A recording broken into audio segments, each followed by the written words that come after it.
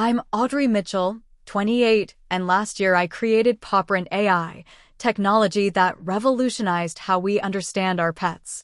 6 months ago at a family dinner, my brother Marcus called it a useless gadget nobody needs while everyone laughed. I said nothing, just smiled through the humiliation. The very next day, Google announced they were acquiring my company for $5.5 billion. Life changes fast when you believe in your vision despite the doubters. Before I tell you how this happened, drop a comment letting me know where you're watching from, hit that subscribe button, and join me on this wild journey from mockery to billions. My story begins with a little girl who was equally obsessed with computers and animals, growing up in suburban Boston. I was that kid who rescued stray cats while coding my first website at age 12. My parents thought it was just a phase, but these twin passions would eventually converge to create something revolutionary. I worked hard through high school, earning a scholarship to MIT where I double majored in computer science and engineering. College was transformative, opening my eyes to the endless possibilities of artificial intelligence and machine learning. While my classmates dreamed of joining Google or Facebook, I harbored a different ambition. I wanted to create something meaningful, something that would change lives. After graduation, I did what was expected. I took a high-paying job at a major tech company, writing code for applications that, honestly, the world didn't really need. The money was good, but each day felt increasingly hollow. I was just another cog in a massive corporate machine, my creativity stifled by bureaucracy and profit-driven decisions. Everything changed when I adopted Bailey, a 3-year-old golden retriever with severe anxiety from a local shelter. Bailey had been abandoned and abused, leaving him with trauma that manifested in ways I struggled to understand. He would whimper without obvious cause, refuse food randomly, and sometimes hide under my bed for hours. "I wish you could just tell me what's wrong," I remember saying to him one night as he trembled during a thunderstorm. That simple statement was the spark that would eventually light my future. The defining moment came about 6 months after adopting Bailey. He suddenly stopped eating and seemed lethargic. As a first-time dog owner, I panicked, not knowing if this was serious or just a passing issue.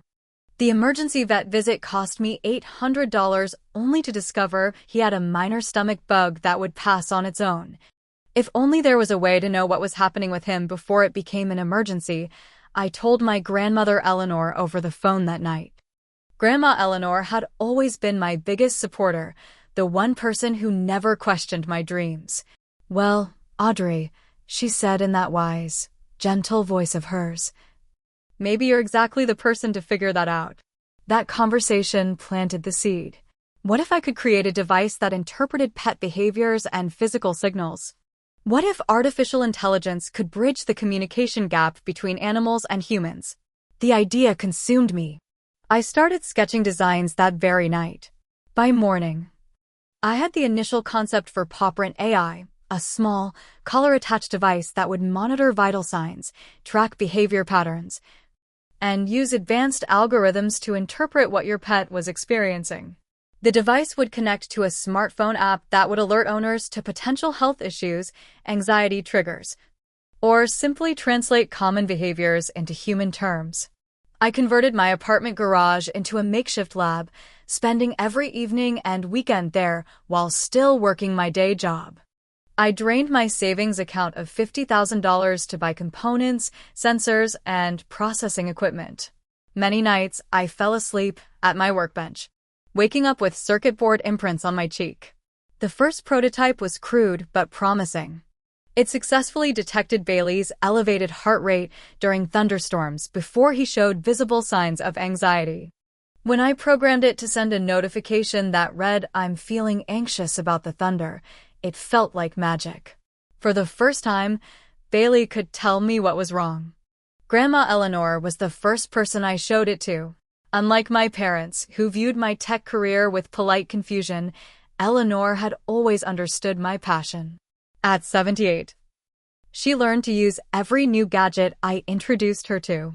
This could help so many people understand their pets better, she said, her eyes tearing up as she watched the prototype interpret Bailey's behavior in real time. You're going to change lives with this, Audrey. Her confidence fueled my determination.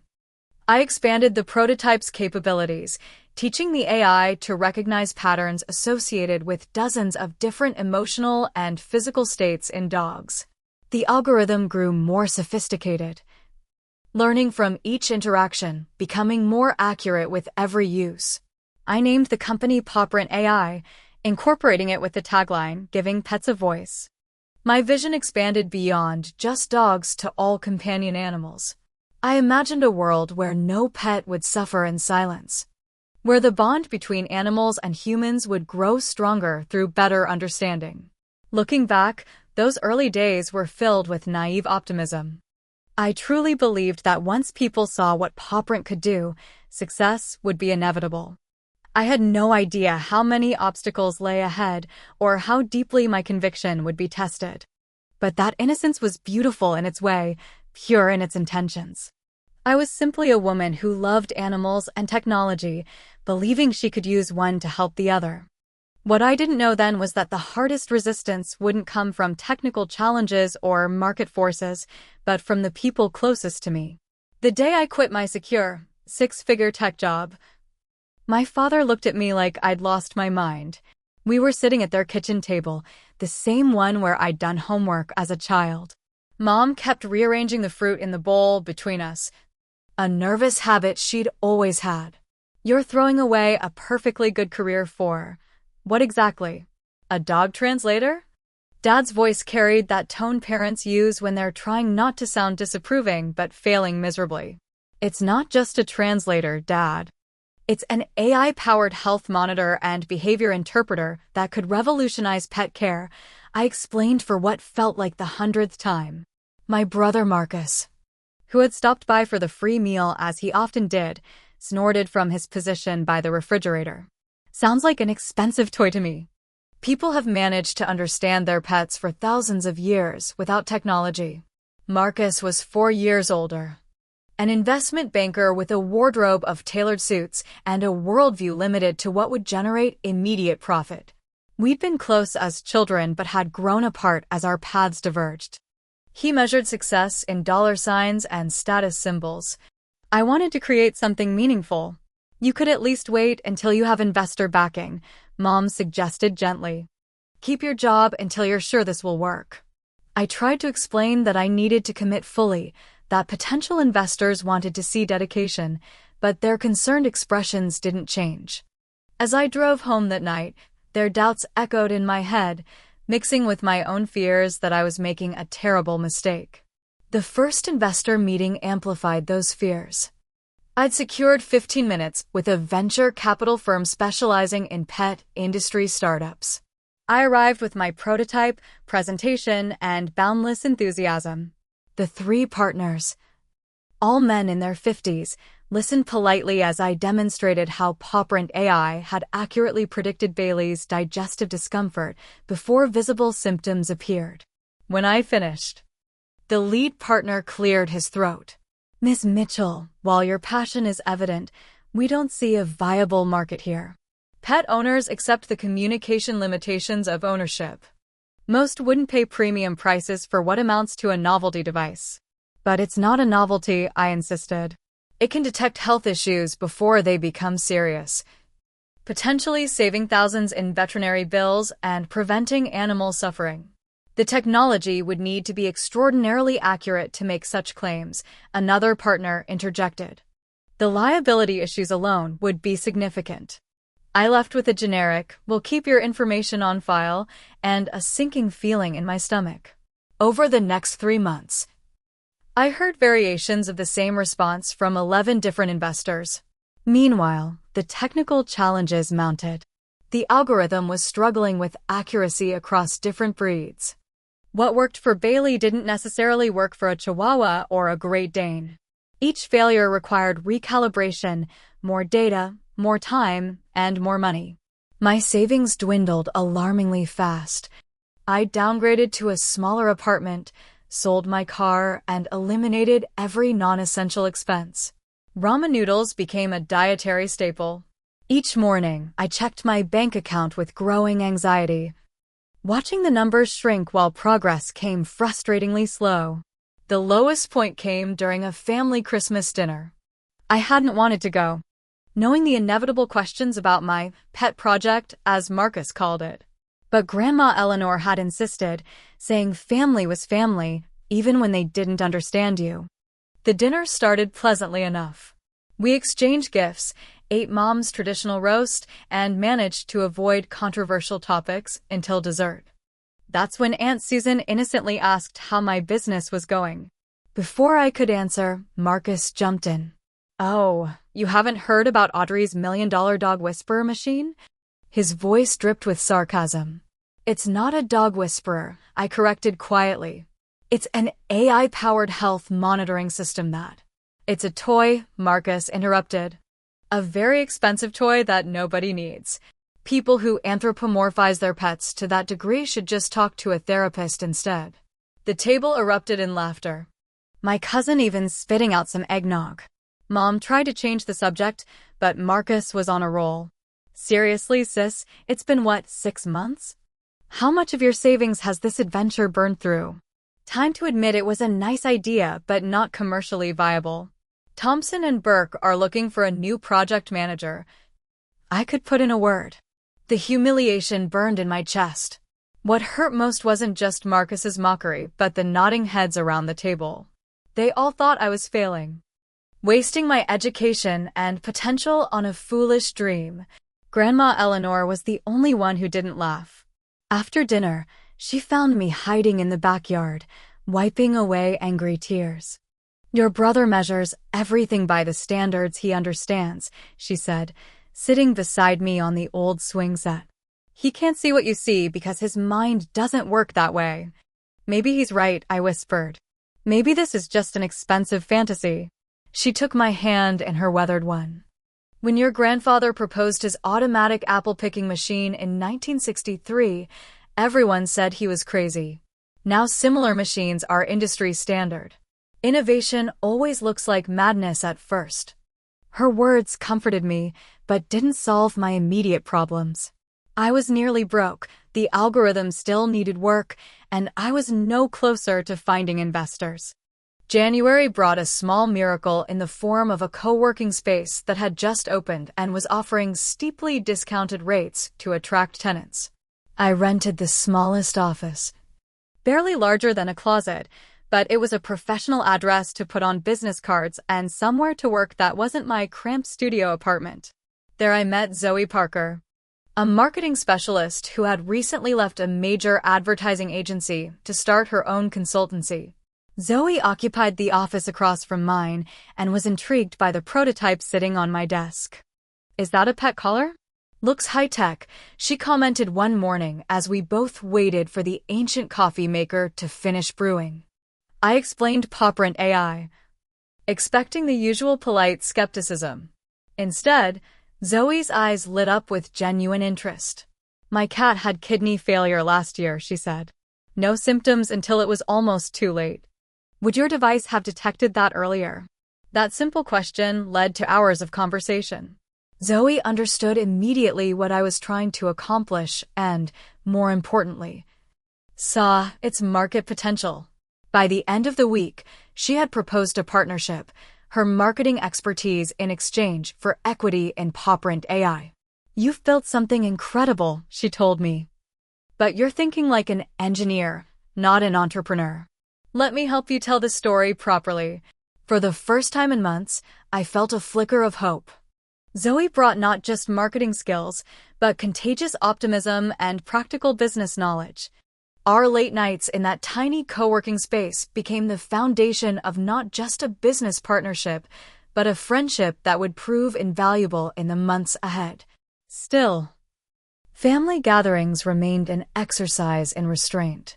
Marcus never missed an opportunity to ask about my pet translator with exaggerated air quotes. I started avoiding family functions when I knew he would be there, which only reinforced their belief that I was hiding my failure. What none of them understood was that with each setback, Each technical challenge overcome, PawPrint AI was evolving into something far more sophisticated than my initial concept. The foundation was being laid for something truly revolutionary, even if I couldn't see the full picture yet myself. With Zoe's partnership breathing new life into PawPrint AI, we embarked on a critical phase of product refinement. The initial prototype had shown promise, but transforming it into a market-ready product required solving complex technical challenges while developing a compelling brand identity. The first major hurdle was increasing the accuracy of our algorithm. While it worked reasonably well for Bailey, it needed to function reliably across different breeds, ages, and health conditions. This meant we needed vast amounts of data from diverse dogs in various states of health and emotional conditions. We need a beta testing program, I decided, sketching out the parameters on our office whiteboard. 50 diverse dogs, different breeds, ages, and health conditions. We'll need their owners to log verified states and conditions so we can cross-reference with what the device records. That's going to be expensive, Zoe pointed out. The hardware alone for 50 units, plus the data collection and analysis. We're talking tens of thousands we don't have. She was right. My savings were nearly depleted. And without investor backing, we couldn't fund a proper beta test. We needed a creative solution. The answer came from an unexpected source. A local veterinary clinic where I'd taken Bailey agreed to partner with us. Dr. Simmons, the head veterinarian, saw the potential of PawPrint AI as a diagnostic aid. If this works as you describe, it could revolutionize preventative veterinary care, she said during our meeting. We'd be able to catch conditions before they become emergencies. The clinic allowed us to recruit volunteer pet owners from their client base for our beta test. In exchange, they would receive access to our data and input on future veterinary-specific features. This partnership lent PawPrint credibility we desperately needed and provided access to professional validation of health conditions. With the testing infrastructure in place, I focused on improving the hardware. The original prototype was bulky and unattractive, with a battery life of only 4 hours. Through countless iterations, I miniaturized the components, improved power efficiency, and redesigned the housing to be waterproof and chew-resistant. Zoe, meanwhile, developed our brand identity. She created a sleek logo, designed user-friendly app interfaces, and crafted marketing materials that emphasized both the emotional connection with pets and the practical health benefits. We're not selling a gadget, she insisted during one of our strategy sessions. We're selling peace of mind and deeper connection with a family member who can't speak for themselves. Our tiny office became a hub of activity. We worked 16-hour days, subsisting on vending machine snacks and determination. The prototype evolved through 7 major revisions, each one sleeker and more functional than the last. The breakthrough came 3 months into development.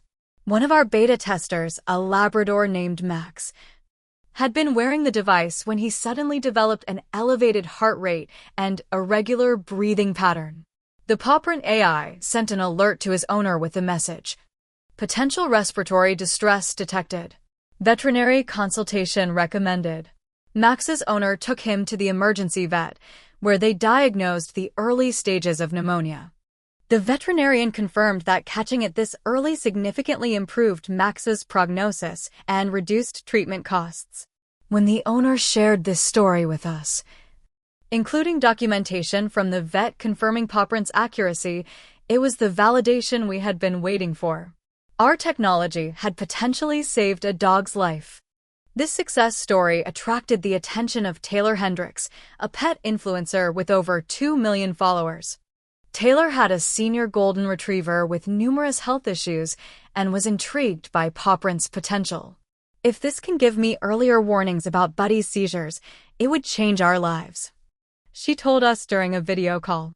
We sent her a beta unit, and 2 weeks later, she posted a tearful video describing how PawPrint had alerted her to an impending seizure, allowing her to administer medication before it began. The video went viral in pet-loving communities, garnering over 5 million views. Suddenly, people were reaching out to us, begging to be part of the beta program. Veterinarians were requesting information. Even a few pet insurance companies expressed interest in potential partnerships. This momentum attracted the attention of Jason Watts, an angel investor with a focus on pet care innovations. After a demonstration where PawPrint accurately identified anxiety triggers in his own nervous rescue dog, he offered us $200,000 in seed funding in exchange for a 10% equity stake. This technology has legs, he said. Or paws, I should say. The investment allowed us to expand our team, hiring 2 talented engineers who shared our vision. Ryan Kim, a machine learning specialist, took our algorithm to the next level, implementing advanced pattern recognition that significantly improved accuracy. Layla Jackson, a hardware engineer, refined the physical product, making it smaller and more durable while extending battery life to an impressive 72 hours. With a stronger team and improved product, we expanded our beta program to 300 users, collecting invaluable data that continuously improved our AI. The results exceeded our expectations. PawPrint was achieving 87% accuracy in detecting common health issues before visible symptoms appeared, a rate that impressed even skeptical veterinarians. We added new features based on user feedback, training assistants that identified reinforcement opportunities, behavior prediction that alerted owners to potential destructive behavior before it occurred, and an expanded range of health monitoring capabilities. The app interface evolved to include a daily diary from the pet's perspective, using the collected data to generate insights about their day. Owners found this feature particularly engaging, often sharing screenshots on social media with comments about how accurately it captured their pet's personality. Throughout this period of intense development, my personal life was essentially non-existent. I moved to an even smaller apartment to cut expenses, ate the cheapest food available, and reinvested every dollar I could spare back into the company. My wardrobe consisted entirely of free tech company t-shirts and the same 3 pairs of jeans. Dating was out of the question. PawPrint AI was my relationship. The toll was physical as well as financial. I developed insomnia, lost weight, and caught every cold that circulated through our office. Zoe often forced me to go home and rest when she found me falling asleep at my desk. "You can't help pets if you destroy yourself in the process," she would say, confiscating my laptop until I promised to get at least 6 hours of sleep. Despite these challenges, I had never felt more fulfilled.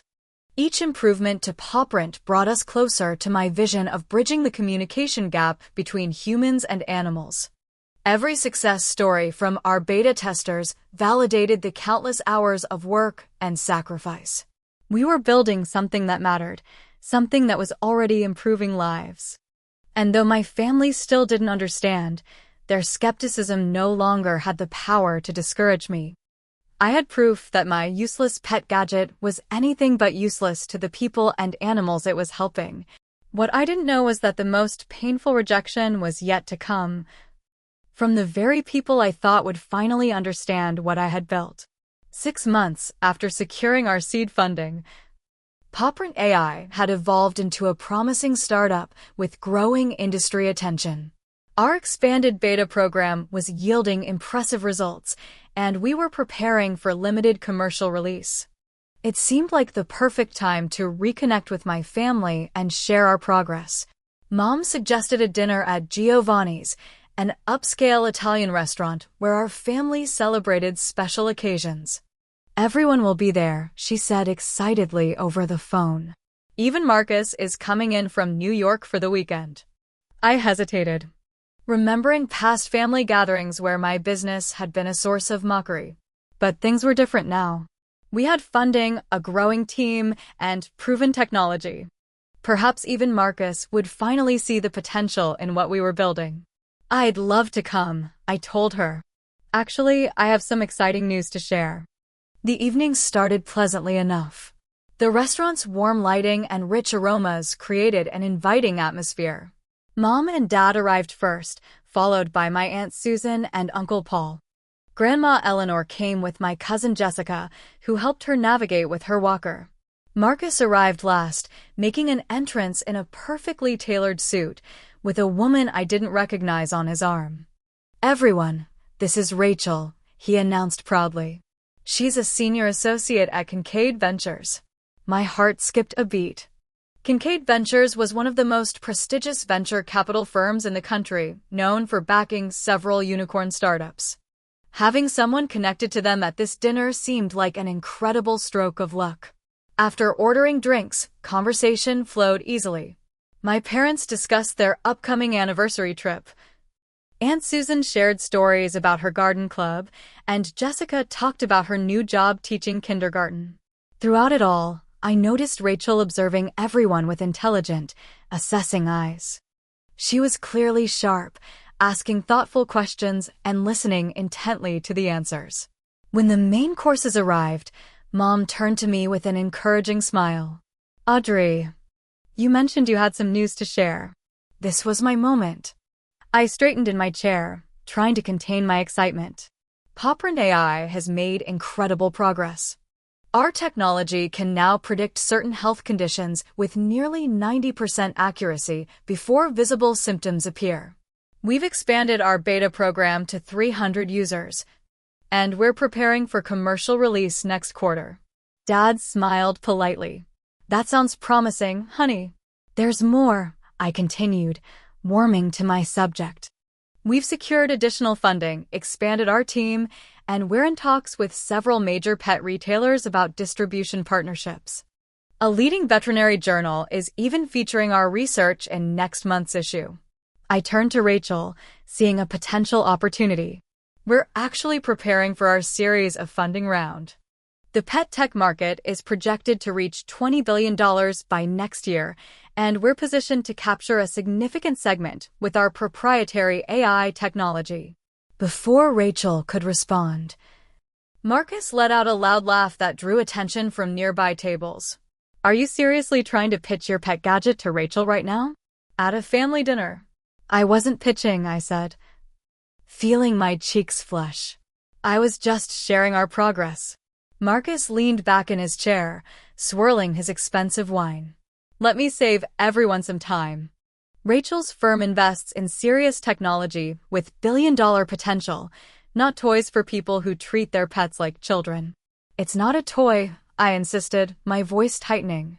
"We've documented cases where PawPrint detected health issues before veterinarians could, potentially saving animals' lives."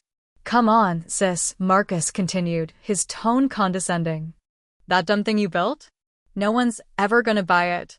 People have managed to take care of pets for thousands of years without an AI translator telling them their dog is sad." The table fell uncomfortably silent. I glanced at Rachel, hoping she might disagree, but she maintained a neutral expression, occasionally nodding as Marcus spoke. "The entire concept is fundamentally flawed," Marcus continued, warming to his subject. "You're selling a solution to a problem that doesn't exist. Pet owners who would spend hundreds of dollars on something like this are a tiny, tiny market segment of overindulgent anthropomorphizing." "Actually," I interrupted, "our market research indicates." "Market research?" Marcus scoffed. "Let me guess, surveys of dog park visitors? The real money in pet tech is in essentials, not luxury gadgets." Rachel's firm just backed a pet food delivery service that's already profitable. That's a real business model. Rachel finally spoke, her voice measured and professional. "While I can't comment on specific investment strategies, Marcus is correct that we look for scalable solutions addressing substantial market needs with clear revenue models." Her diplomatic response stung worse than Marcus's outright dismissal. She was trying to be kind, but I could read between the lines. She didn't see value in PawPrint either. Marcus took her response as vindication. "See? Even the professionals agree. This was always going to be an expensive hobby, not a viable business." Dad attempted to mediate. "Marcus, I'm sure Audrey has done her research. Dad, I work with startups every day, Marcus interrupted. 90% fail within the first year. Audrey quit a perfectly good job to pursue this fantasy, and now she's trying to drag professional investors into her delusion. The conversation devolved from there, with Marcus detailing all the reasons PawPrint was destined to fail: limited market size, high production costs, regulatory hurdles, competition from established pet care brands. With each point, I saw my family members nodding in agreement. Even Aunt Susan, who had seemed enthusiastic earlier, joined in. Honey, maybe it's time to consider other options. Jessica's school is looking for a computer teacher. The only person not participating in the pylon was Grandma Eleanor, who watched me with sad, supportive eyes across the table. The final blow came when Marcus raised his glass in a mock toast. To Audrey's pet project. May it find a dignified end before it consumes any more of her savings and youth. Everyone laughed.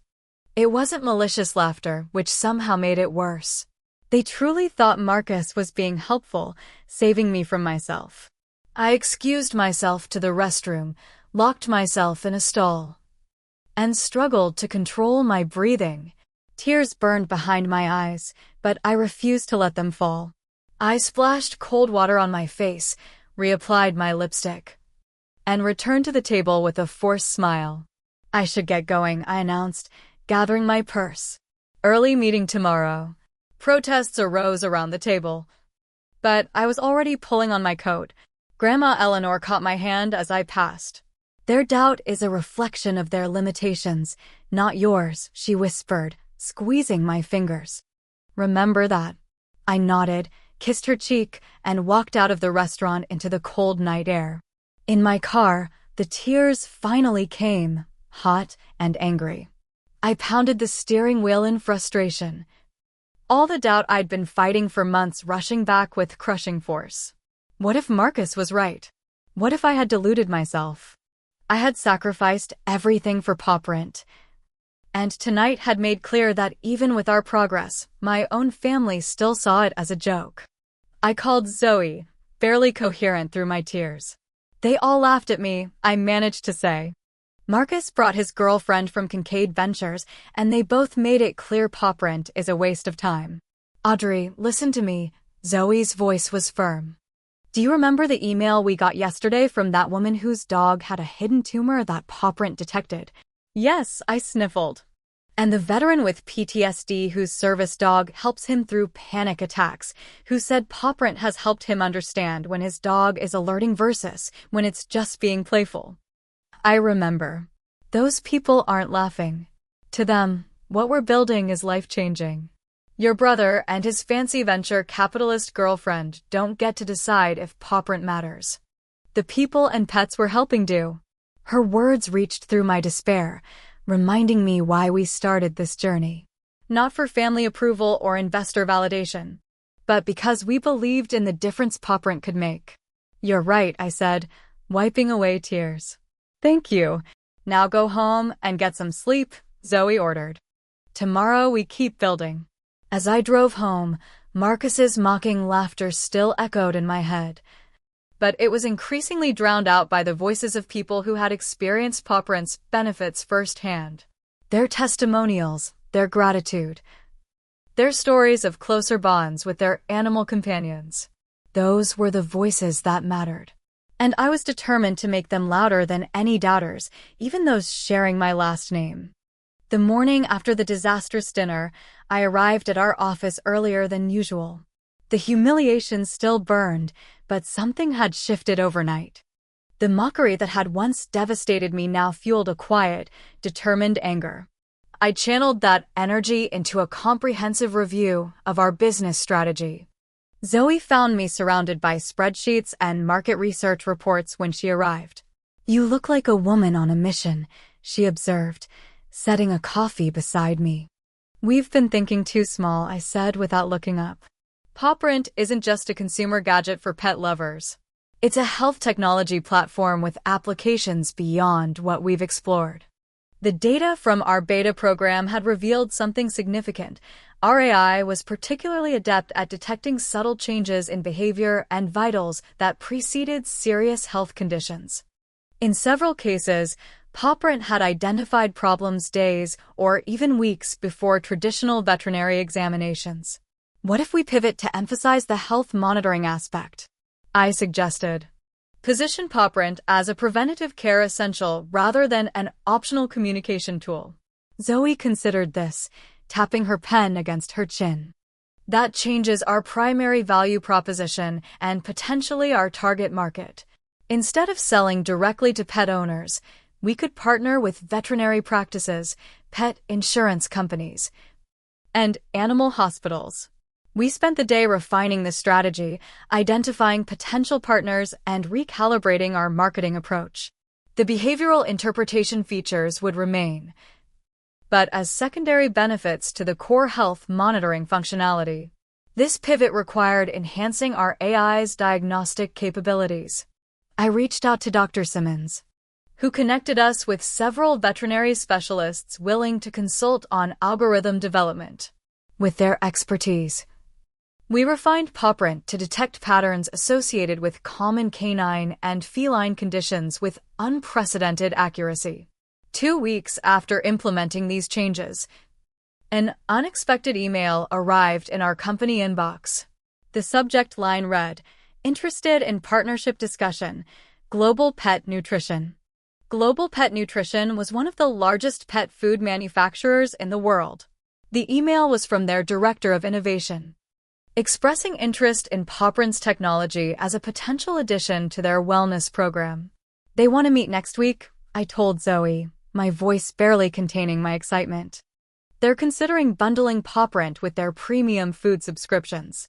The meeting exceeded our expectations. GPN representatives were impressed with our technology and particularly interested in how it could help pet owners optimize nutrition based on their pets' specific health needs.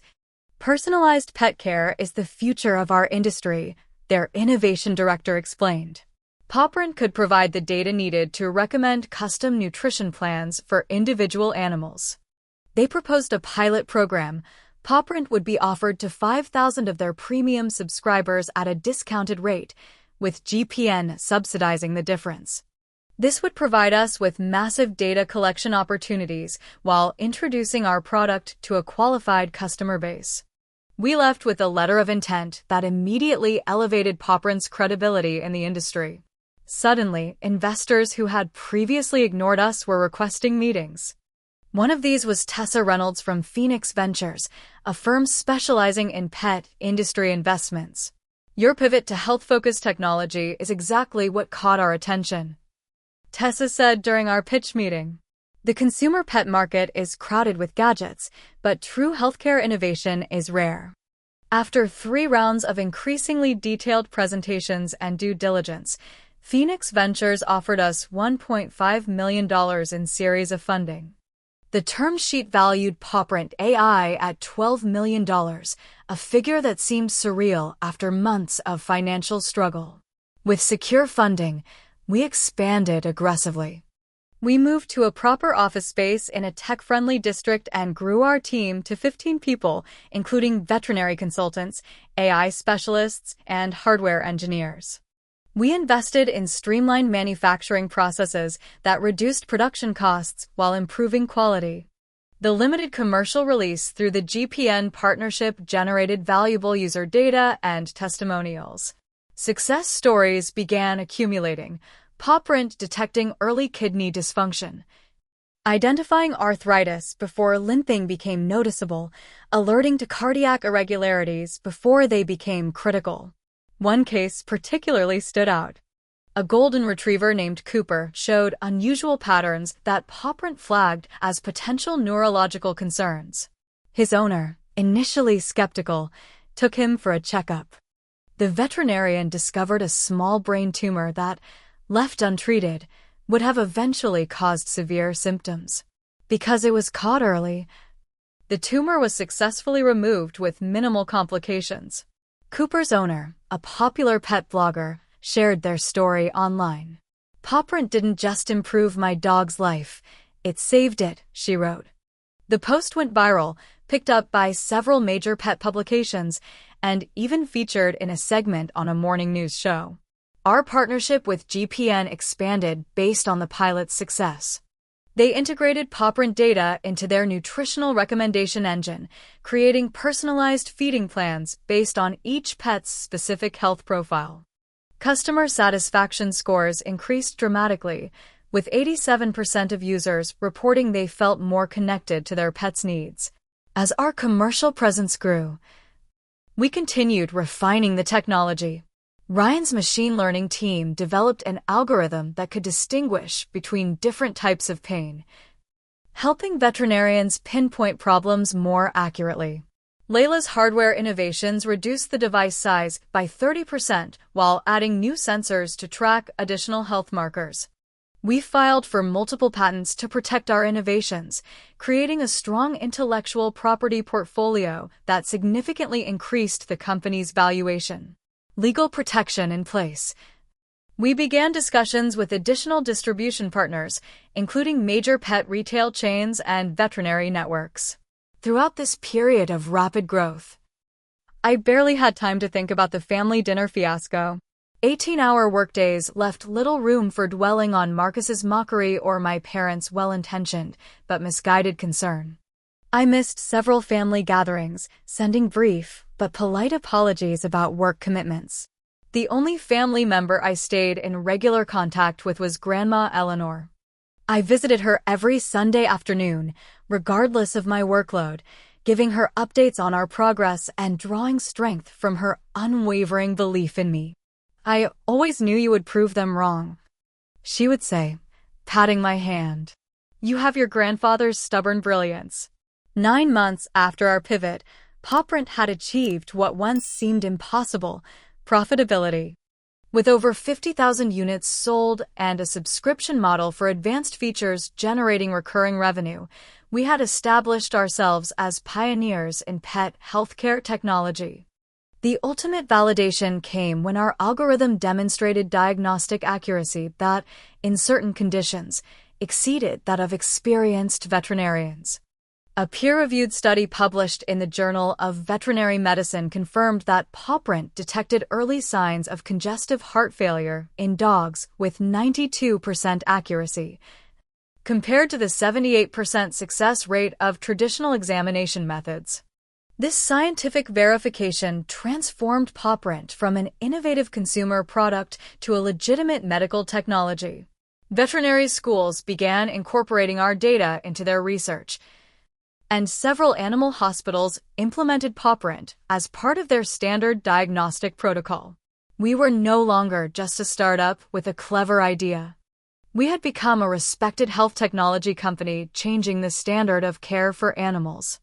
The useless pet gadget that Marcus had mocked was now an essential tool for veterinarians and a trusted companion for pet owners worldwide. What none of us anticipated was how quickly this success would attract attention from the tech giants.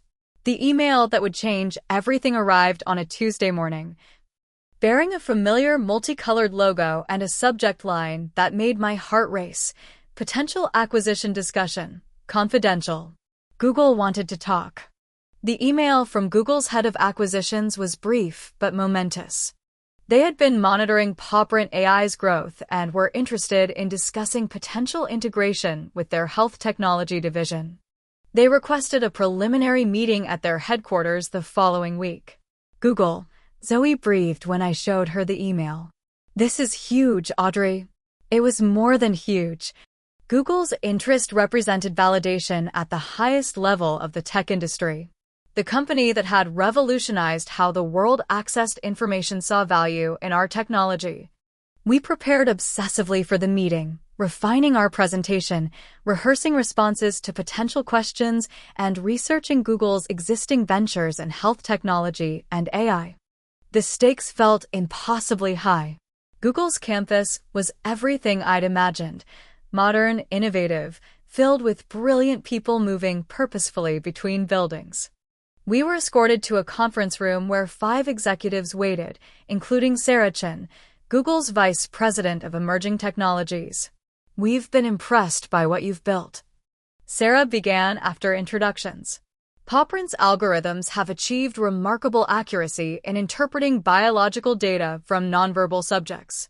That has applications well beyond pet care." The meeting lasted 3 hours.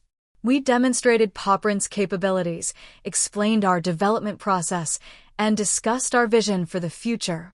Their questions were incisive, exploring not just what we had built, but how we had built it. "Your approach to solving the interspecies communication problem is unique," one of their AI specialists commented. "The framework could potentially be adapted to other applications where direct verbal feedback isn't possible."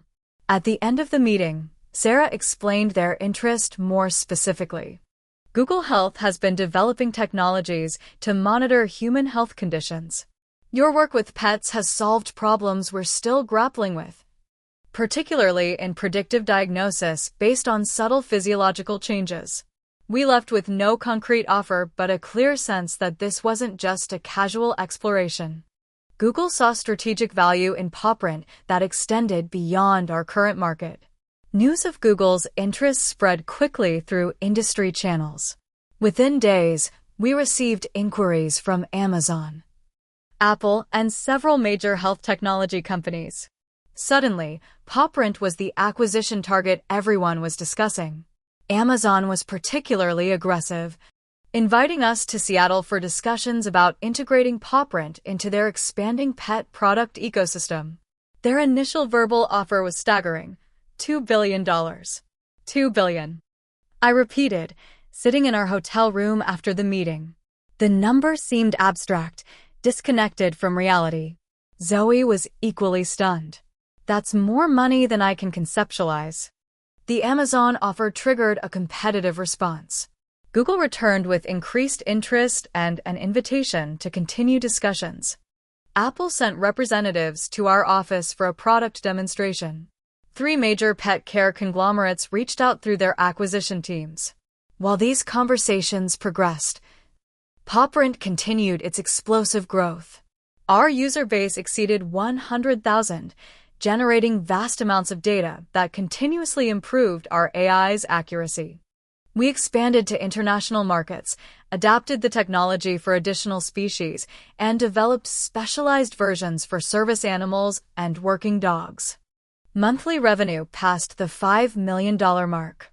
Our team grew to 70 people across engineering, marketing, customer support, and veterinary consultation.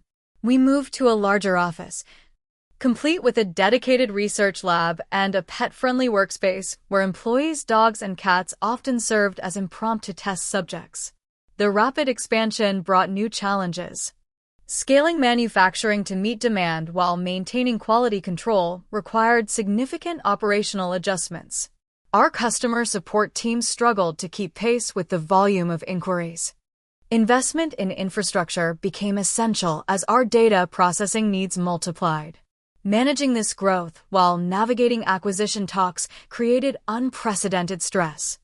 I was sleeping 3 to 4 hours a night, existing on caffeine and adrenaline. Zoe insisted on hiring an executive assistant for me after finding me asleep at my desk for the 3rd time in a week. "You're no good to this company if you collapse," she argued. "We need you functioning at your best, especially now." The acquisition talks intensified. Amazon increased their offer to $2.5 billion. Google countered with $3 billion, contingent on an exclusive negotiation period. Other interested parties continued circling, waiting for an opportunity if the major deals fell through. During this whirlwind, I received an unexpected text from Marcus, heard about the acquisition talks. "Impressive. Let's catch up soon." I didn't respond. After years of dismissal and mockery, his sudden interest when success was public felt hollow. I was too busy to nurse old wounds or seek validation that no longer mattered. The decision about which acquisition offer to pursue created tension between Zoe and me for the first time in our partnership. She favored Amazon's offer, arguing that their established presence in consumer homes would accelerate adoption. "Amazon can put PawPrint in millions of households overnight," she insisted during one heated discussion. Their distribution capability is unmatched. I leaned toward Google. Their expertise in AI and health technology aligns better with our long-term vision. This isn't just about distribution. It's about advancing the technology to its full potential. The debate extended to our board, with our investors split between the options. Jason, our original angel investor, supported my preference for Google. This technology has applications far beyond its current use. Google has the research infrastructure to fully develop those possibilities. As negotiations continued, Google increased their offer to $4 billion, then $4.8 billion. Amazon topped out at $4.2 billion, unwilling to engage in further bidding. The turning point came during a second visit to Google's headquarters. Sarah Chen took me on a tour of their health research division, showing me projects that aligned remarkably well with PawPrint's technology. We see PawPrint as a crucial piece of a larger vision, she explained. The ability to interpret physiological data without verbal feedback has implications for pediatric care, elder care, and patients with communication limitations. She outlined how Google could scale PawPrint's technology globally while investing in research to expand its capabilities. We're not just acquiring a pet tech company. We're acquiring a breakthrough in interpretive biometric AI. That night, I called an emergency board meeting. Google understands what we've built in a way no other potential acquirer does. I argued. They see beyond the current application to the true potential of the technology. After extensive discussion, the board voted unanimously to pursue exclusive negotiations with Google. The final offer was $5.5 billion, a valuation that exceeded our wildest expectations. The due diligence process was exhaustive. Teams of lawyers, financial analysts, and technical specialists examined every aspect of our business. Our patents underwent scrutiny by Google's intellectual property experts. Our code was reviewed line by their engineers. Throughout this process, we maintained absolute secrecy. Only our board and essential team members knew about the pending acquisition. We continued operating as usual, releasing planned updates and expanding our market presence. The final negotiation sessions lasted for days, with detailed discussions about integration plans, retention packages for key team members, and the future development roadmap. I insisted on guarantees that PawPrint would remain available to current users and that our core team would continue guiding its evolution. After 3 weeks of intense negotiations, we reached agreement on all terms. The contracts were drawn up, reviewed by multiple legal teams, and finally presented for signatures. In a private conference room, surrounded by lawyers and executives, I signed my name to the document that sold PawPrint AI to Google for $5.5 billion. Walking out of that room felt surreal. On paper, I was now a billionaire. The useless pet gadget that my family had laughed at was now valued at more than the GDP of some small countries. The technology one had built in my apartment garage was deemed worth billions by one of the world's most successful companies. That evening, alone in my apartment, I sat on my balcony watching the sunset. Bailey, now 8 years old and gray around the muzzle, dozed at my feet, his PawPrint collar quietly monitoring his steady heartbeat.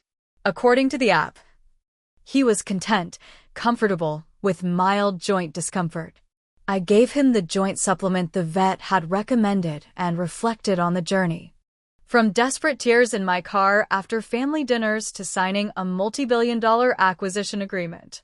From ramen noodle dinners to financial security beyond imagination. My phone buzzed with a news alert. Someone had leaked the acquisition. Tomorrow, it would be official. Tomorrow, the world would know. Tomorrow, my brother would learn that his useless pet gadget had made me a multi-billionaire. I woke up to my phone vibrating continuously. News of the acquisition had broken overnight, and my inbox was flooded with congratulatory messages, interview requests, and reconnection attempts from long-lost acquaintances. The headline on TechCrunch read, Google acquires PawPrint AI for $5.5 billion in landmark pet tech deal. Among the notifications was a text from Marcus. Just saw the news. Congratulations. Can we talk? I set the phone aside without responding. This moment of vindication, which I had imagined countless times during difficult days, felt different than expected. There was satisfaction, certainly, but not the triumphant glee I had anticipated. Success had changed my perspective in ways I hadn't predicted. The official announcement came at 9 a.m. Google's press release highlighted PawPrint's innovative technology and its potential applications beyond pet care. Our company's social media channels were overwhelmed with messages from users sharing how PawPrint had improved their pets' lives. Zoe called, her voice bubbling with excitement. Have you seen the stock market? Google is up 2% just on this announcement. The industry thinks they got a bargain at $5.5 billion. We agreed to meet the team at the office for an impromptu celebration. Walking through the door, I was greeted by applause from our 70 employees, many with tears in their eyes. These people had believed in our vision, worked tirelessly to realize it, and now shared in our success. I stood on a chair to address them. This isn't an ending, I assured them. It's a new beginning with resources we could only dream of before. Google didn't acquire PawPrint to shelve it. They believe in what we've built and want to help us take it further. The celebration continued through lunch, but by afternoon we were back to work. The acquisition wouldn't be finalized for several weeks, and we had products to support, customers to serve, and innovations to develop. That evening, I visited Grandma Eleanor, bringing a bottle of her favorite champagne. At 84, she remained my most steadfast supporter. I knew you could do it, she said, her eyes bright as we toasted. From the moment you showed me that first crude prototype, I knew. You were the only one, I reminded her. She patted my hand. Sometimes one person believing in you is enough, if it's the right person. But more importantly, you believed in yourself. The next day, I made my first major decision as a soon-to-be billionaire.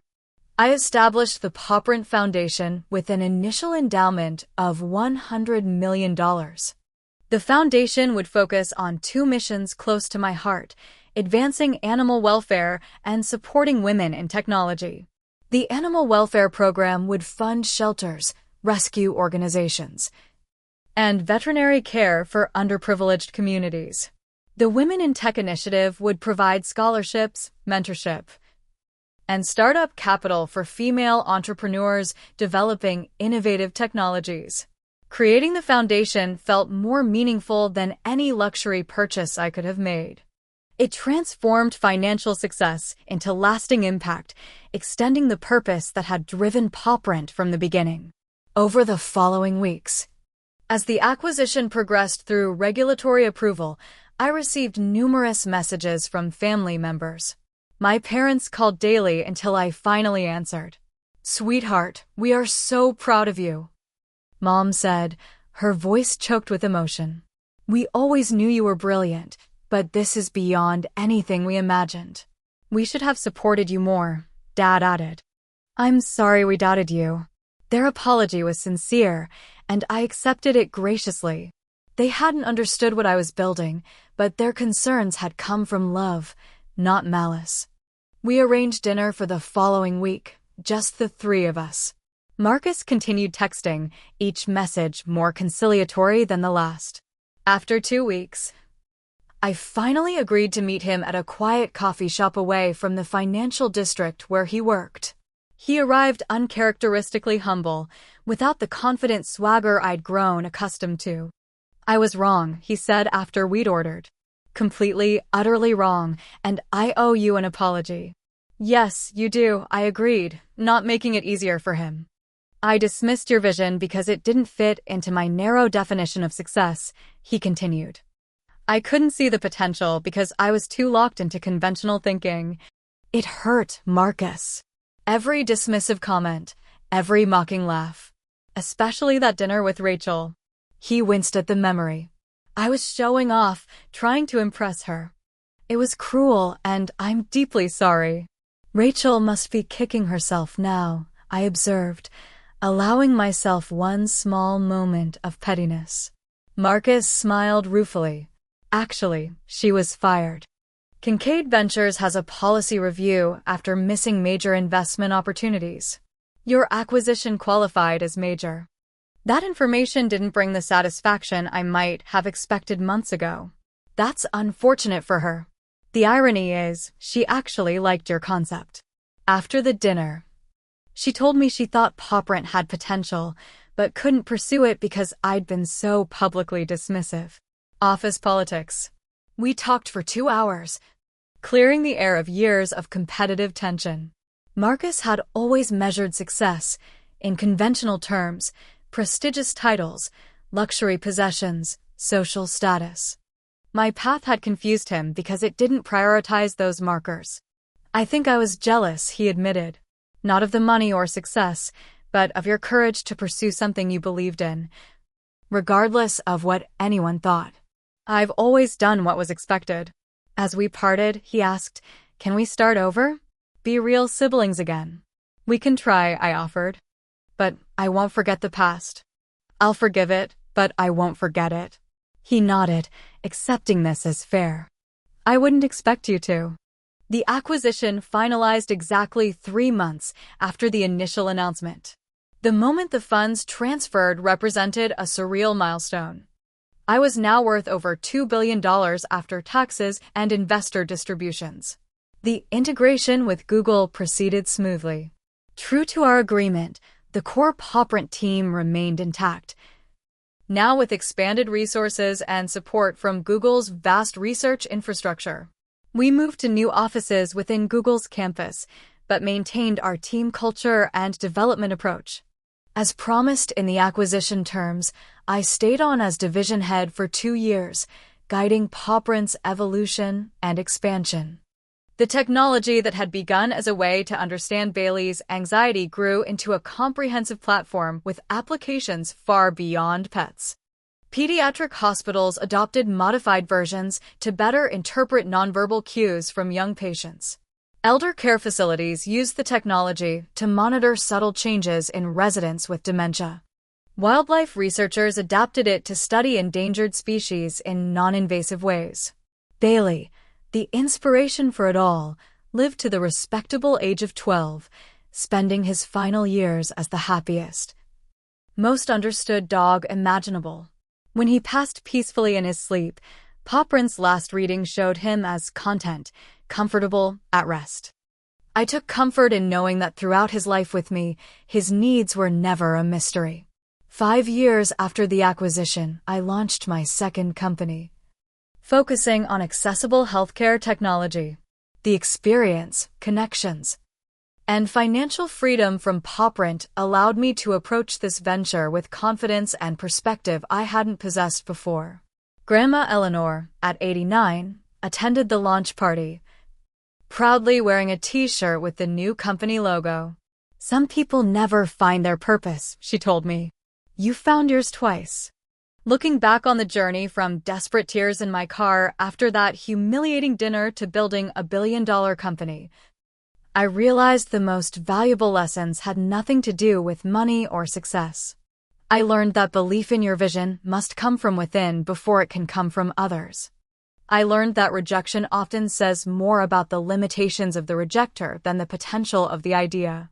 Most importantly, I learned that true innovation happens when you solve problems that matter to you personally, regardless of whether others initially see the value. The useless pet gadget that my brother once mocked had not only created enormous wealth, but had improved countless lives, both animal and human. It had evolved from a simple desire to understand my dog into a technology that bridged communication gaps previously thought unbridgeable. Success didn't come from proving doubters wrong, though that was a satisfying side effect. It came from staying true to a vision when easier paths beckoned, from persisting through failures and setbacks, from building something of genuine value rather than chasing validation. That's the real story behind the headlines and acquisition figures.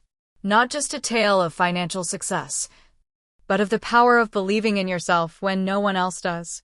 Of the innovation that happens when you refuse to accept limitations others take for granted. Of the impact possible when you pursue purpose alongside profit. So, what about you? Have you ever had an idea others dismiss that you still believe in?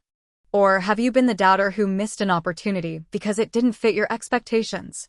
Share your experiences in the comments below. Your story might inspire someone else to persist with their own useless gadget that could change the world. And if you found value in my journey, please hit that like button. Subscribe to see more stories of unexpected success, and share this video with someone who might need encouragement to pursue their own vision. Remember, today's useless idea might be tomorrow's billion-dollar breakthrough. The only way to find out is to believe in it enough to build it. Thank you for joining me on this journey, and I can't wait to see what you create.